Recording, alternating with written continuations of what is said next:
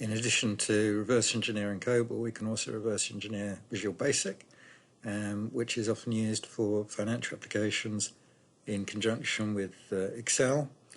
So here's an example of a legacy Visual Basic program which does some bond valuation, bond pricing using Nelson-Siegel function for yield curves.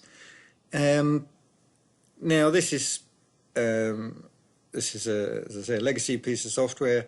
There are various flaws in it, and we can improve it and map it to a language like Python.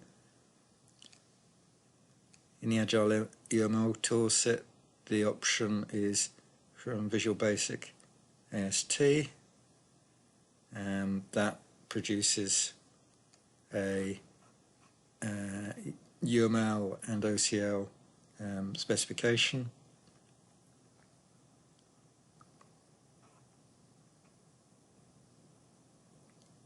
It works from the abstract syntax tree of the program that I just showed, and that abstract syntax tree can be produced using a parser like Antler. So the abstraction is this.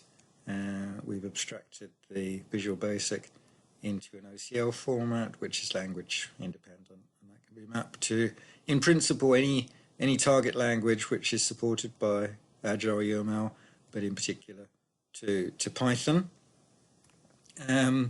You also get a class diagram from this, although it's only a single class for each Visual Basic program, which has the relevant operations from the abstraction. Now that can be analysed. We can do some quality checks. For example, we can detect that there are unused local variables in one of the functions. We can detect that there are unused parameters as well. I didn't spot that visually, but yes, there's an unused parameter frequency in one of these functions. I think this program had been maintained over a long period of time. It dates from the 1990s. So at some point these variables became redundant.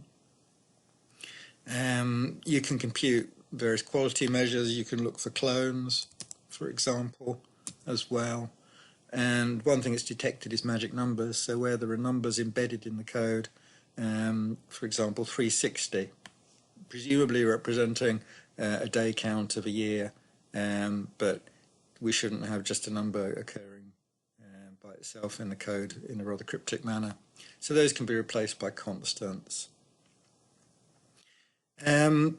And you get an assessment of the code quality in terms of a whole series of measures, like the cyclomatic complexity. You get a control flow graph, a call graph rather, and some various other quality measures.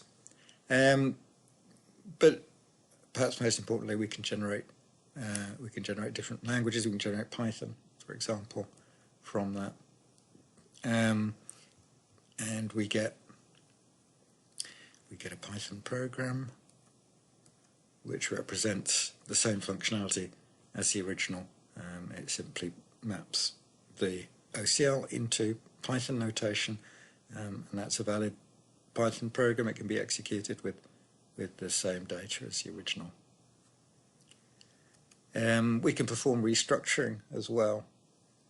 So here I can transform to, for example, recognize a value object, because in this program several of the functions have a series of parameters which are actually the same, and the group of parameters that are in common between several functions actually represent the Nelson-Siegel parameters.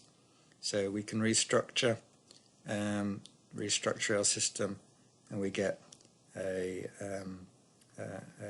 version with the